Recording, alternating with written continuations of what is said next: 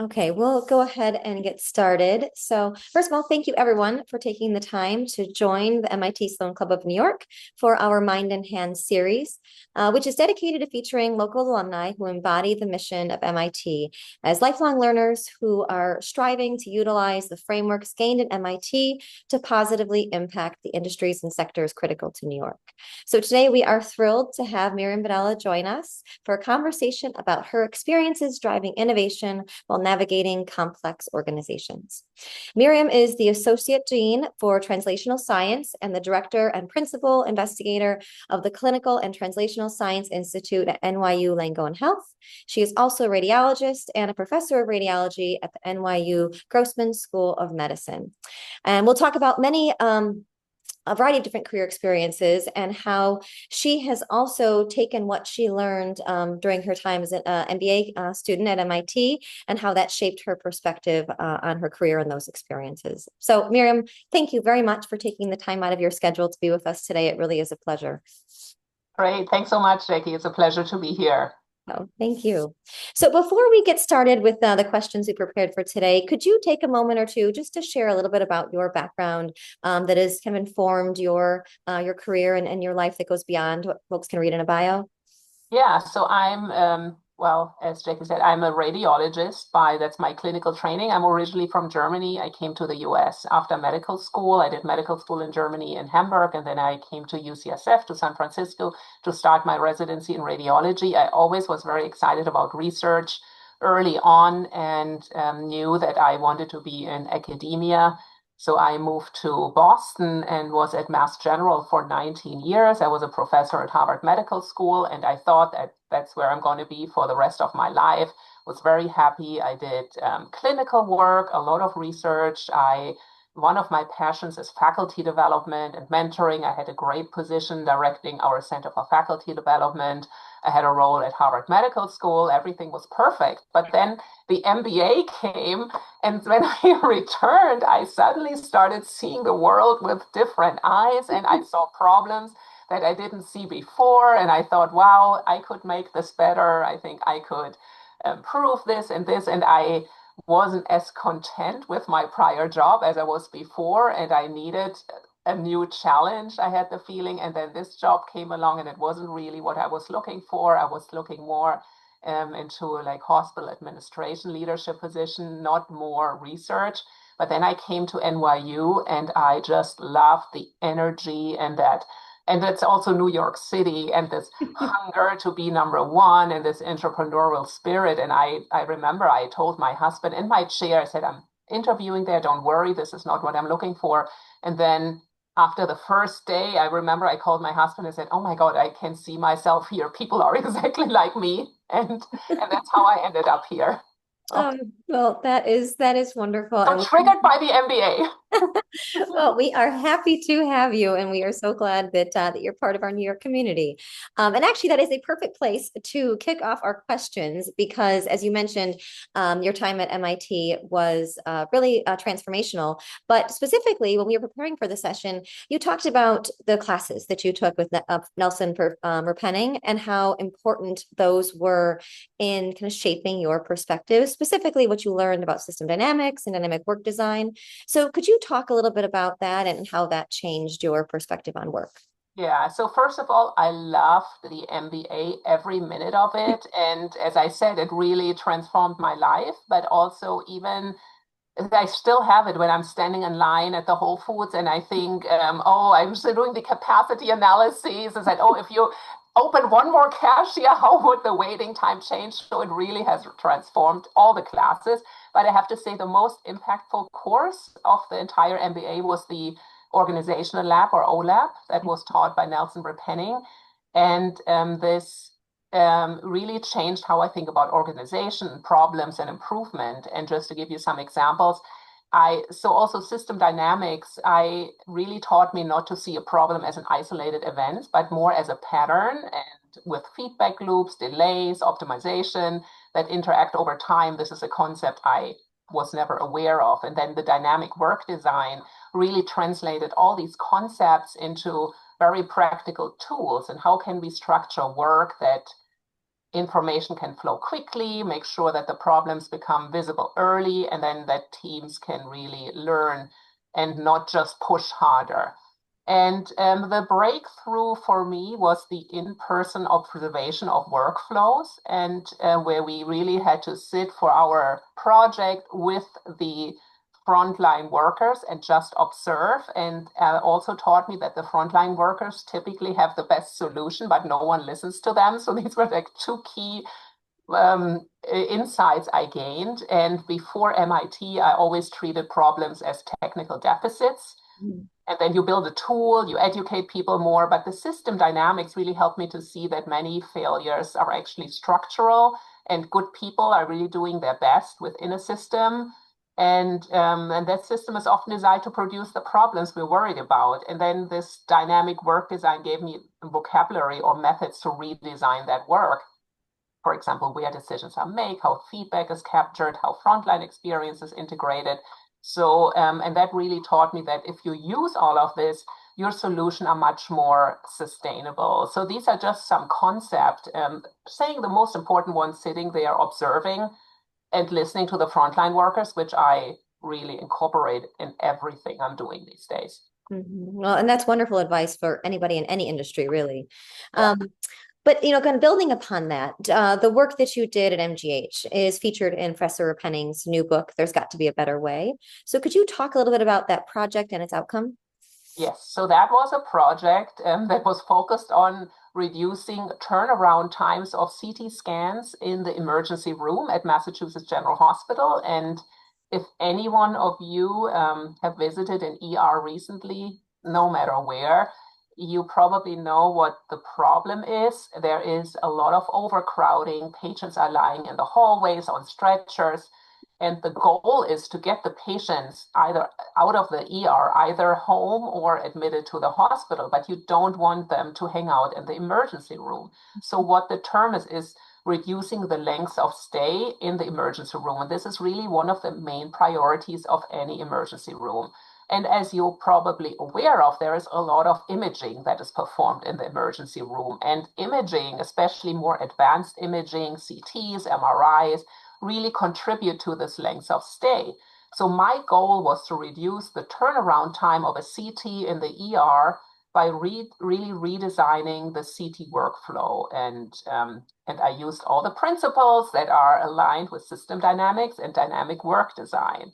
So there are two parts to a CT scan. So first is the exam time, when a study is ordered by the referring physician to the time that it's completed by the technologist. And that involves nursing, transport, the ER physician, consulting physicians. And then, so that is one part. And that's the report time, which is really from the radiologist. They open the study, they look at the study, they dictate it, and then they sign off the reports. So the first thing I did, I actually had never really spent time in our emergency room. I sat there and observed the radiologists, like how they are working and which environment, and then the technologists in the ER.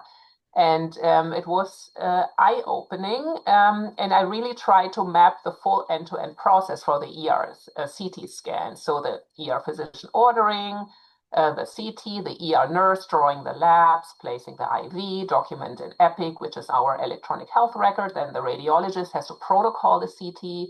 The technologist coordinates the transport, scans the patient, and the radiologist interprets the CT. So if you had Nelson's class, you know you put these little people and the workflow, and it all seemed really reasonable and very simple. But when I actually sat there and observed it, it was crazy. So first of all, if a technologist wants to get the patient to the CT scanner, there were, I counted at one point, probably 40 or 50 messages back and forth with the nurse, with transport, until they even got the patients in, because they said, oh, has the patient eaten? Are they available now, or are they getting another test, and so on. So that was crazy. And then there was the radiologist getting interrupted probably 50, 60 times by phone calls. A lot of them didn't really have to do anything with radiologists. So, and then I realized these are not people's problems, these are really structural problems. And that was really, we never thought about how the work or the communication is designed. So I did several major buckets how to address this. So first of all, limiting interruptions. I went crazy just sitting there and the phone was going off constantly or people walking in. So we had a resident and cover inpatients and ED work. Also the phone was ringing on every phone rather than having one person being responsible. So we had then a way to triage phone calls. Then we had some web design where you have a landing page with really clear information, so you didn't even have to call. Staffing was also a big thing, how to optimize staffing. We had too many people during the day, not many at the end of the shift. So we just switched the staffing. We didn't even add more people, and that really reduced the backup. And then we did more teaching for the nurses and communication, working with Epic, that the nurses have to have everything ready, the IV patient is ready, and then say, okay, now you can get them doing this electronically on a dashboard in Epic rather than going back and forth with a technologist. And then also educating the ED providers. They can only order scans after a physician has seen them and not a trainee or nurse practitioner. We also started offering very early morning slots so they could dismiss the patient or to discharge the patient. They could come home really early the next day if they just needed the scan rather than staying overnight in the ED. So by treating these CT turnaround problems as a system problem rather than asking people to work harder or individually doing their work better, we were able to redesign the workflow, clarify the roles, align the staffing with the demand, and then we decreased it by 43%. And that was a real improvement and both in efficiency and patient flow. But I just want to emphasize this in-person process analysis was really critical. And I'm now using this every time I have a problem. So a very long answer, but now you know my project. No, absolutely. So a follow-up to that, and you may have touched on it, but what was your main takeaway from this experience? Show up in person. You cannot avoid it. You cannot send anyone. You just have to be there. And then the second major one is listen to people. Our technologists said, we have never seen a physician here with us. They could not believe it that someone was there and say, and I said, no, I think you probably know. You probably already have an idea how to solve this, and said, yeah, no one has ever asked us. And they came up with great ideas. And I think that's something that I took away from this. Show up and listen. Yeah, that's really incredible. Yeah, absolutely. So now after MIT, as you mentioned, you moved to New York and you joined NYU Langone. So how did your time at MIT influence how you approached your new job? So I did exactly what I learned in health since the first like 2 weeks, I met with so many people, but we had several units in the hospital that are exclusively for research. We call them clinical research centers, and they are really critical for us. We do all the clinical trials there. So I remember I wanted to meet with the nurses and the coordinators and the secretaries, and I said, plan an hour. And they could not believe. And I was just sitting there. I said, tell me, how can I make your life better? What keeps you up at night? And just asking the frontline workers. And I remember that they were very hesitant to say anything. It took a while. I said, no, just tell me. And then in the end, it was, oh, we could get a color printer. I was like, got it. You will get it. There were some things were of course bigger, but some were just so small. But no one ever asked, or they or didn't feel comfortable of bringing it up. So that was really critical when I came here. And then I also want to highlight another really, really important class, Operational Processes, or OP, with Roberto Fernandez. I don't know what he's Oh, absolutely. So before I came to MIT, I always thought if I had a great idea that was really clinically sound, operational feasible, others would see it naturally, how great this was. But really, OP opened my eyes and showed me how naive I was, really. It showed me the importance of organizational behaviors, politics, culture, and also that if you really want to be successful in changing something, it's much more than just having a good idea. You really have to understand your stakeholders and also incentives.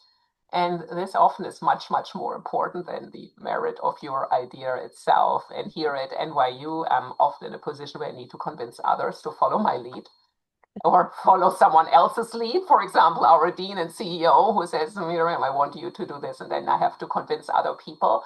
And I often really think about these lessons and of leading, instead of leading with the brilliance of a proposal saying this is the best, I start by mapping the organization, who would be affected, who had formal or informal power, who is talking to who is influencing whom, what are each group's priorities, constraints, where are political allies and blockers, and then really come up with a strategic design and having the different lenses. And this is exactly what we practice in class. And now I spend much, much more time up front.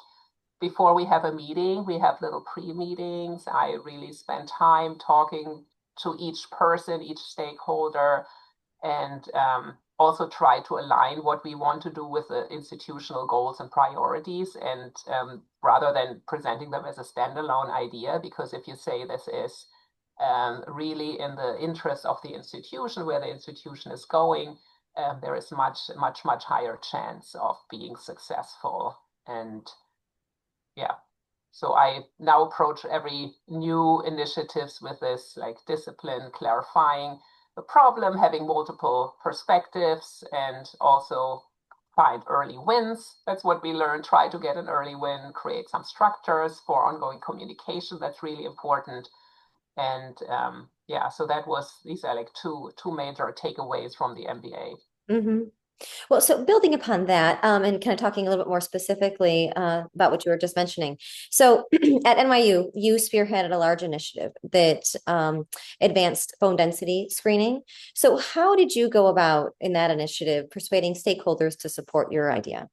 Yeah, so this I think is an amazing initiative. So what we're doing is what we call opportunistic screening. We use CT scans that are performed for routine clinical purposes, and with the help of AI, screen for osteoporosis. So with the goal that every time you get a CT scan for a renal stone, appendicitis, maybe a lung nodule, we want to also harness the same scan for more information. And the goal is really to treat patients and prevent fractures. And fractures carry a high mortality, especially osteoporotic fracture after postmenopausal and older patients. So I was like, wow, isn't that the greatest thing? There's no additional cost, radiation. So everyone should be on board, right? Wrong. So when I was also surprised, but I really needed to frame this problem and in terms that really matter to our stakeholders. So for example, for clinician, the focus was really on missed opportunities, prevent fracture, improve long-term outcomes for their patients. However, so everyone thought, yeah, it's a great idea, but then you dig deeper, and then the primary care physician said, yeah, we are already overworked.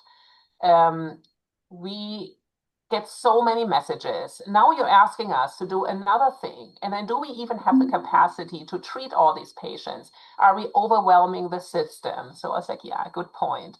And then the operations leaders, the finance people, they think, well, are there maybe downstream costs or hospitalization quality metrics, which will be great. So maybe if we can prevent fractures, that's good. But then how are we implementing this that we're not drawing our PCPs who say, well, we're already overwhelmed, they're going away, or worse, you're making this diagnosis, but you don't have anyone to treat them, and then the patient fractures, and then who is responsible legally? You said there is osteoporosis, but you didn't do anything.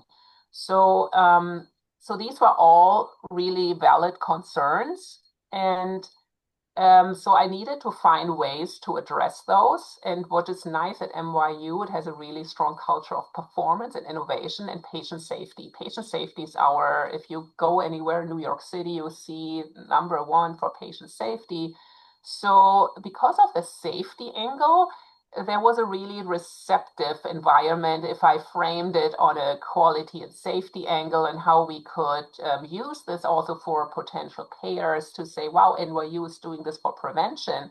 That's really good. So then I used my system dynamic thinking to frame the problem in a way that really cut across all these individual concerns or silos. So if I could show that one way, maybe if we can improve the pathway, how it can, if we can maybe hire some practitioner, how can that influence the bottlenecks, the staffing, and then outcomes elsewhere. So what I did first is how to find out how to integrate this bone density screening into the existing workflows, how to leverage routine visits, imaging pathway, automated identification of the high-risk patient, rather than creating like a new process for this. So really trying to use whatever we have in place and then say, well, we're going to learn while we're doing this. And what I also did is to show them the value, for example, the financial values. If we prevent these fractures, how would this influence the system? And then we really had to say we have to hire some people, otherwise it's not going to work. So we could convince the system, the hospital administration, to come up with a financial analysis. If we identify these patients, they don't fracture, they will be put on medication before, so they will be in the system. And so then they said, okay, we invest in it. We hire some nurse practitioner who can screen it, who makes sure that we follow every patient so they don't fracture in the meantime. When we diagnose it, that they get follow-up, they get treatment, and so on.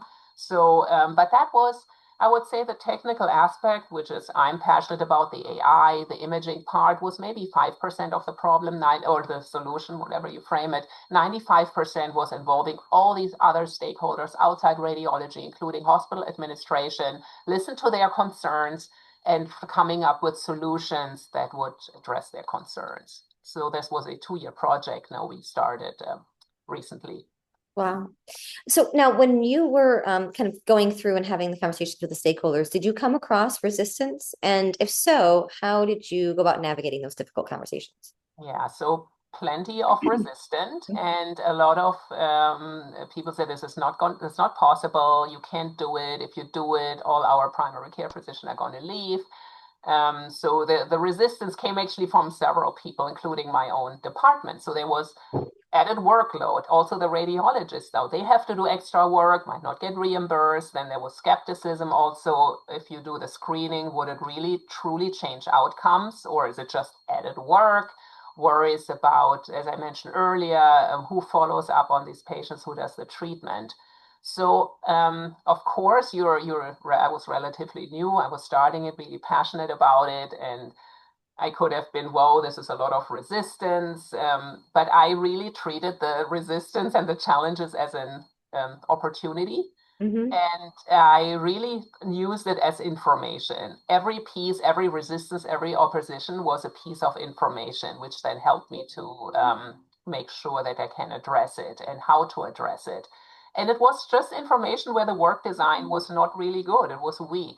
So what I did is convene small groups, the clinician group and staff, walk them through the proposed workflow step by step, invited them to point out where it might not work. Their feedback then led to really changes in the design. We defined the roles for follow-up, better integration with existing workflows, and then the communication with the patients. So I really made a point, again, listening to all the stakeholders, including the frontline health workers, spent a lot of time with the nurses, giving presentations to them specifically. And I also wanted to close the loop.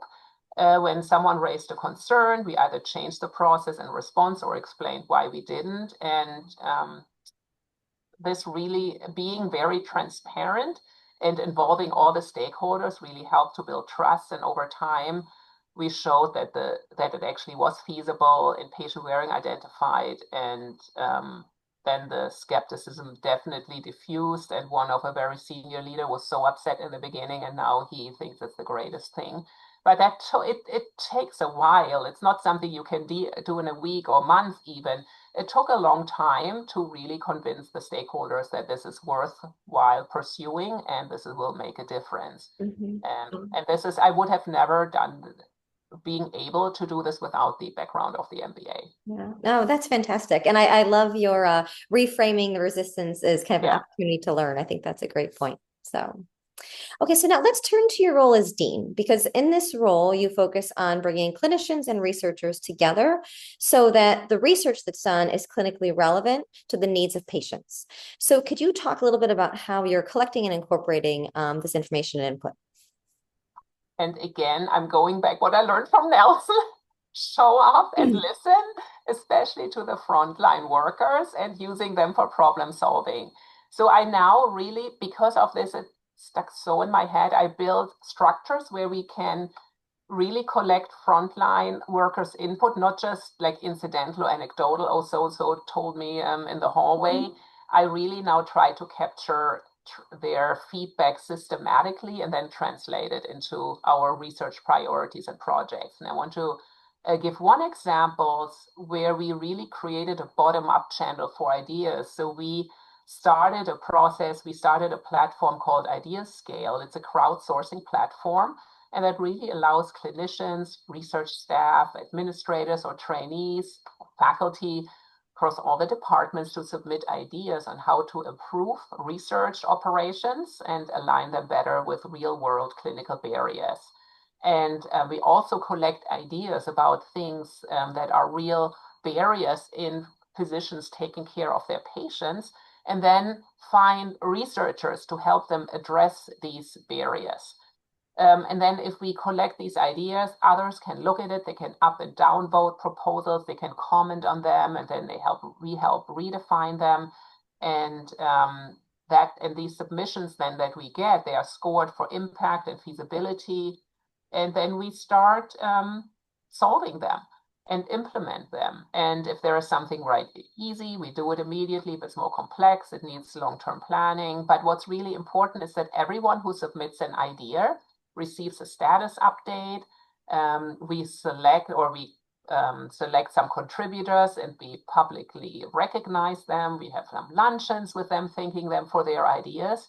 And that really reinforces trust and that our people are engaged. And I think this is really important, especially if you're in a large organization like NYU. We are so siloed, we're so fragmented, but bringing people together and having in-person events and really thanking people for pointing out failures or where things are not working well has really changed the culture almost. We want to see people telling us what's not working. And then what is also important, because you're asking like, how does it inform care? We then close the loop on bringing this information back into our research design. And then we really want this frontline feedback to shape like what we're focusing our research, what the outcomes are that really matter to patients and clinicians.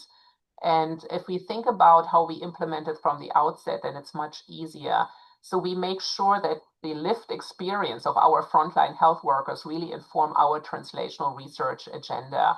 And we want to make sure that we're tackling problems that are actually clinically relevant, because if you have a large research departments, often researchers, they're in their own world and they're writing a beautiful paper and it's in a high impact journal, but in the end, what's the translational impact? And this is where I come in, because I really want to make sure we are focusing our research on things that matter for patients. So we're doing it both ways, from the bench to the bedside, but also from the bedside to the bench, asking the researchers to tackle clinically relevant problems. Hope that makes sense. No, absolutely. So now in doing so, and kind of bringing those two pieces closer together, how have you seen an impact on patient outcomes? So when our frontline feedback is really systematically captured and acted upon, there are two things that are happening. First, the patient care improves because the solutions are really grounded in the reality of day-to-day practice, because we are now really collecting these frontline health workers' problems. And the frontline staff also see where guidelines break down and where technology creates workarounds. And you don't see that if you're only focusing on one group. But by including the frontline health workers, we see where things break down. And if we then incorporate this insight. I mean, it's really insider knowledge that leads us to intervention that are way more usable, more acceptable, and more likely to be adopted. That's really something that I found. And then second, the research process itself becomes much more efficient and impactful. And if we design our studies around outcomes that really matter to patients and clinicians, and around constraints that are present in the clinical environment, we really reduce this gap from what works in a very isolated clinical trial than to with what works in real practice, which are often two different things. And then we can really accelerate translation, because if we think about the implementation pathways from the get-go, then we can much easier implement these pathways into clinical practice. And then what also is really important is the engagement, and staff are much more willing to participate in research or make change if they see that their own concerns are really listened to and reflected in even the questions being asked, but even asking them, what's your barrier? What keeps you up at night? And you listen to them and you say, well, this makes sense. Or if it doesn't make sense, you tell people. I think that makes our whole process much more meaningful, more translatable, and more implementatable than if you're in the silo and think, I have the best idea and let's just try to get this into the clinic, which often doesn't work. Absolutely. No, that's a wonderful reminder. And so to our audience too, Miriam and I have a few more questions we prepared, but feel free to please enter your questions that you have into the chat or the Q&A, and we'll get to as many of those as we can before the end of our session today. So Miriam, there were also kind of looking more big picture, there were several national health policy changes that happened in 2025 that will impact healthcare this year. How do you as an organization navigate these challenges and then also pivot to remain well positioned within the marketplace? Yeah, so on the research side, which I'm mostly doing, and then a big part of the strategy is to build interdisciplinary teams around really high impact focus areas that are aligned with the emerging policies and funding priorities. I mean, we're looking to the NIH, what are they interested in? And we think obesity, chronic disease, Alzheimer's. So instead of waiting for the government or the NIH specifically to come up with a specific, we call it notice of or RFA, or like a notice of a grant award, that and not a grant, but an opportunity, a funding opportunity, where they say, oh, we are interested in a trial on obesity. And then you scramble to assemble a team. We're now doing the opposite. We're trying to be proactive. So what I have done is bring together clinicians, basic scientists, data scientists, population health experts, and implementation researchers on each of these domains. So we have these interdisciplinary teams in chronic disease, obesity, Alzheimer's, and we have them to work together and come up with problems, with preliminary data, pilot projects. So if there is a call for applications, we are ready to go. So that's what we have done in obesity, chronic disease, Alzheimer's, and which already worked, because shortly after we brought these teams together, there were announcements for funding. And also what we are trying to do is how can we align us with federal agency and payers where they are moving. And I think we think it's probably population health management, addressing high burden, high cost conditions across the life course. And so we are ready to pivot quickly if we have these main structures in place. And if there is maybe something on a different entity, we can quickly pivot because we have these main structures in place. And we also, at the institution, we of course pay close attention to how policy shifts affect reimbursement, quality metrics, equity expectations, and really want to get a lot of data and that can be used by health system to improve care under these new rules, and trying to be ready, basically trying to get teams together and look, where is the policy heading, and trying to be prepared. So that's what we're trying to do in the um, research land. Yeah, that makes a lot of sense. Thank you for sharing. So I want to turn to the work that you've done as a mentor because you've been recognized for your mentorship work. So could you talk a little bit more about that and any advice you would offer to those on the call today? So my philosophy on mentoring is that one mentor cannot do it all. You need what I call a mentorship board of directors. You need multiple people from different, very diverse areas to help you in your career, and you also need sponsors. So something that I've done at Mass General, where we had a big mentorship experience, an institute, and we in our department we had a mentorship uh, like program, but I also did it at the institutional level. Basically, what we did with our junior faculty, we then also expanded to more senior faculty. But junior faculty, we told them, you have a primary mentor, someone you feel comfortable talking about challenges. That's all.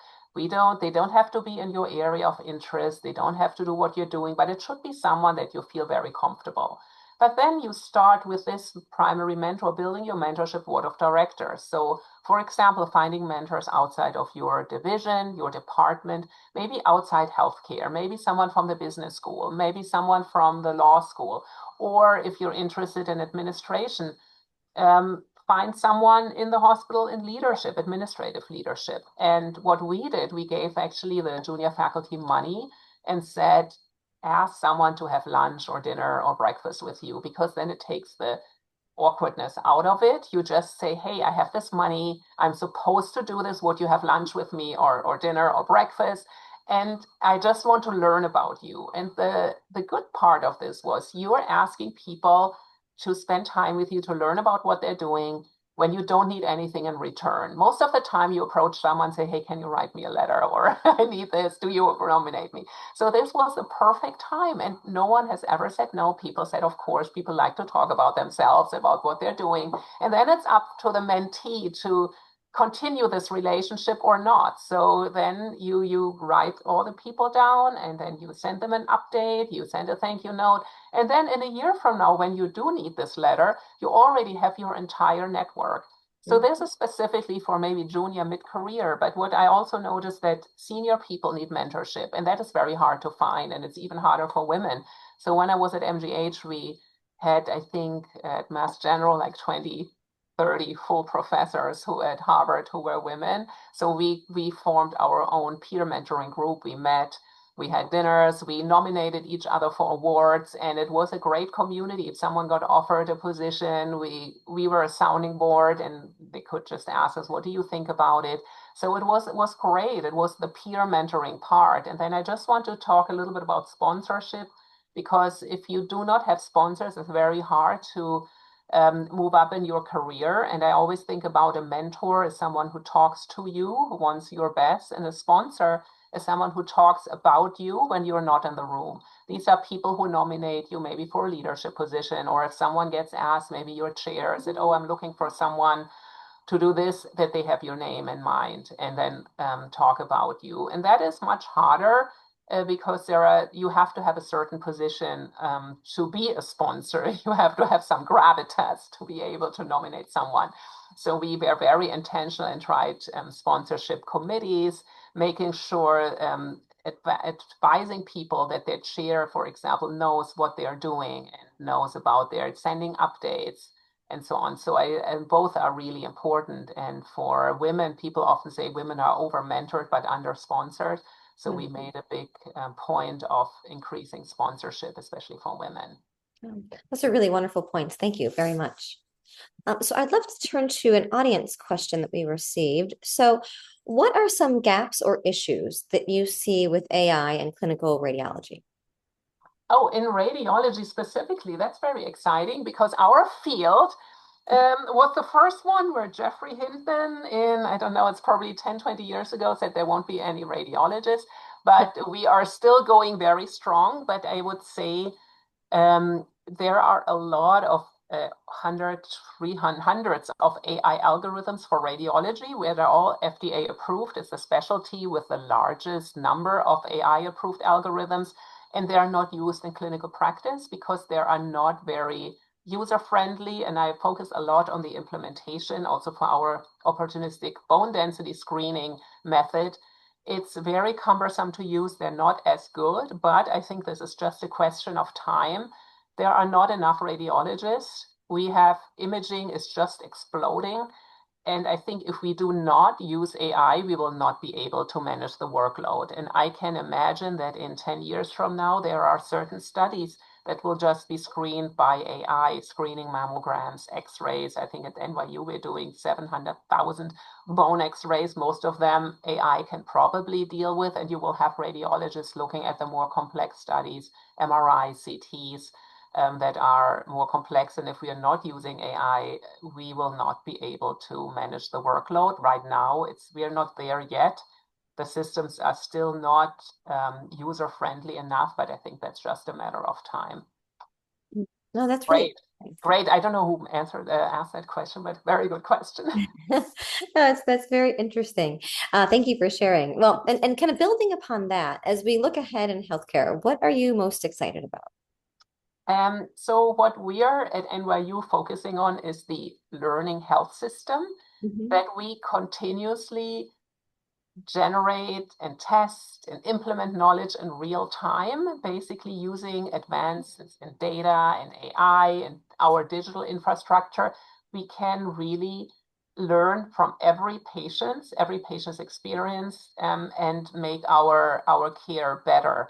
And so we at NYU, this is one of the priorities of our new dean and CEO, really learning from every patient and capturing all the information we have, and then build models and workflows and prediction algorithms that can really improve patient care. Oh, that's really interesting. So, and beyond kind of NYU, you personally, are there things that you new innovations or new technologies that you think? Well, I'm personally very excited about AI. I think it can really help us to take better care of our patients. And I know a lot of people are very skeptical, and there are a lot of regulations right now, and that's what I'm working on, specifically how to use AI in a safe manner. But if I think well, physicians are humans, we make mistakes, and there are certain things where AI is just better. AI doesn't get tired, doesn't have biases. Well, actually it does, but you're trying to work on those. But I think for certain very repetitive tasks, it's actually really good, much better than humans. And then there are some tasks where it's just not as good. What I'm really excited about, especially in radiology, using all the images we have and either quantifying biomarkers. What we're working on is now quantifying vascular calcifications in breast, in mammograms. So we can use the mammogram as a dual screening tool for breast cancer and cardiovascular risk, which is the leading cause of death. So we are just developed an AI algorithm to quantify breast arterial calcifications, so calcification in the little arteries in the breast, and trying to implement this with clinic lab values, and then using the time of the mammogram to screen for cardiovascular disease. So I think something like this is really exciting using AI, but also coming up with other risk prediction models where we use all the data we have and really do more precision medicine and see what is the right treatment for this patient at this time. So these are a lot of things I'm really excited about. Also, we are using more in the clinical work. For example, we are now using a system, an AI system that listens into the patient provider conversation, transcribes it. So does the clinical notes. So actually the doctor has time to listen to the patient rather than typing away. And I think using that system, we can probably use AI and get much more information, not on what the patient says, but how they're saying it. And maybe you can screen for underlying psychological diseases or psychiatric diseases, depression, not just listening to the word, but just how patients say something, even if you have some cameras, body language. So I think there is a lot of exciting stuff in the future. Absolutely. No, thank you for sharing that. And we received another question actually building upon AI. So how does AI differ from expert systems in blood testing? Um, from expert systems or what in blood testing? What I don't know. I see this here? It's in the Q&A. And Donald Lewis, Oh, if in the you want to Q&A. come off mute and ask it, you can also Yeah. feel free to.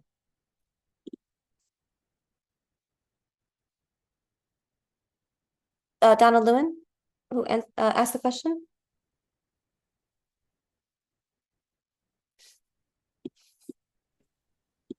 I asked, I did ask a Yes. question. The expert systems of the 1960s were widely touted as being the solution for many of these problems. How does AI differ from them? Sorry, my Zoom just crashed. So I missed the question. And it said unexpectedly crashed. I have no idea. It's probably the question. It couldn't handle it. So if you wouldn't mind repeating it again, I'm so sorry. How how does the AI system differ from the uh, expert systems of the 1960s and early 70s? Which are the expert systems? I was Oh, not born there. I'm sorry. Um, uh, for example, there was a PhD thesis at Sloan on uh, at Lay Clinic and Mhm. using it for diagnostic purposes um, to refer from one set of tests to another set of tests. Um, that seems like an ideal application, or seemed to me like an ideal application. I was doing other things.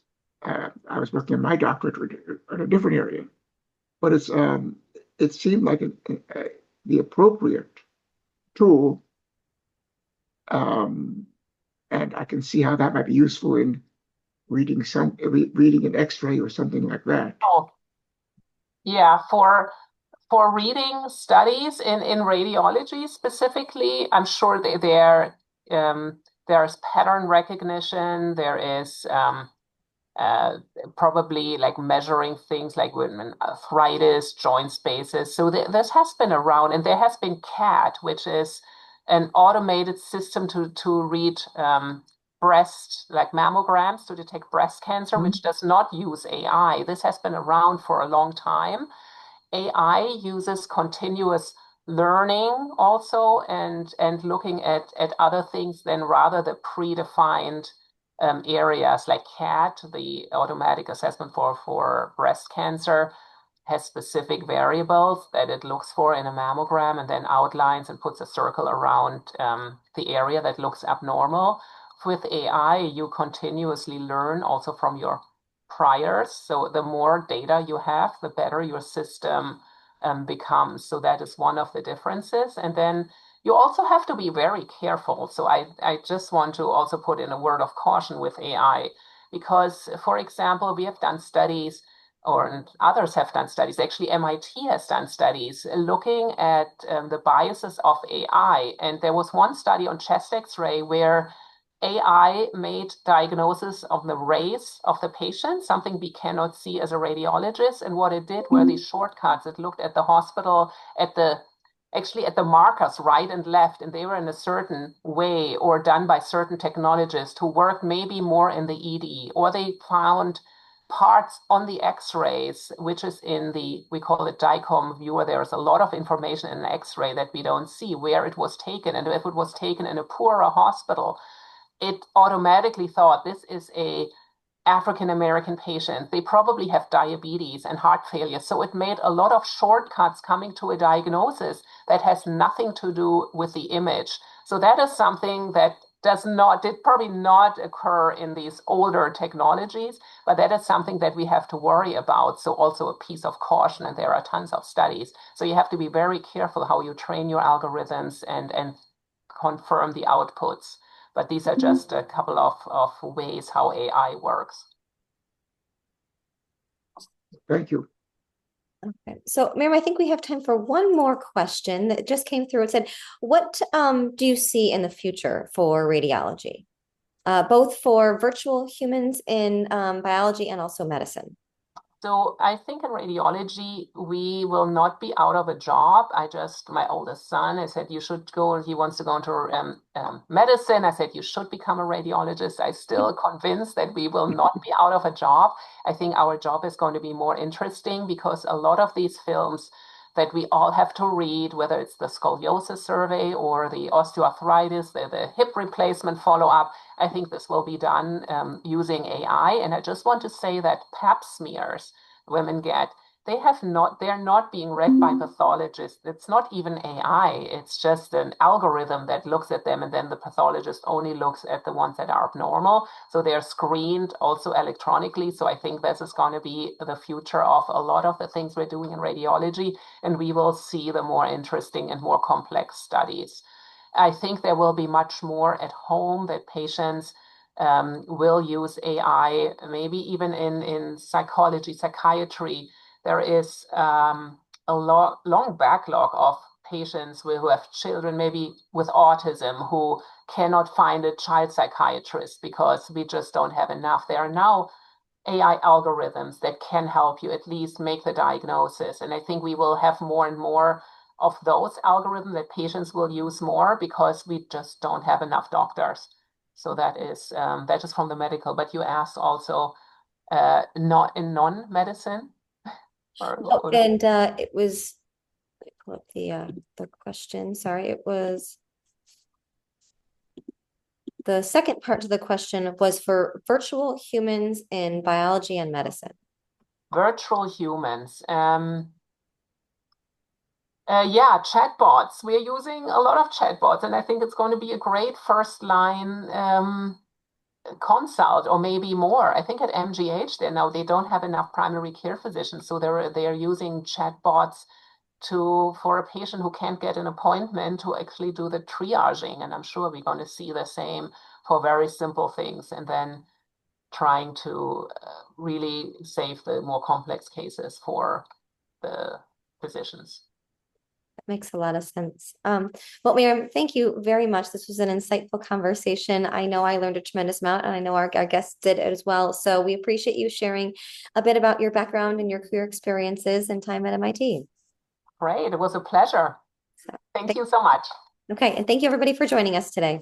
Bye-bye.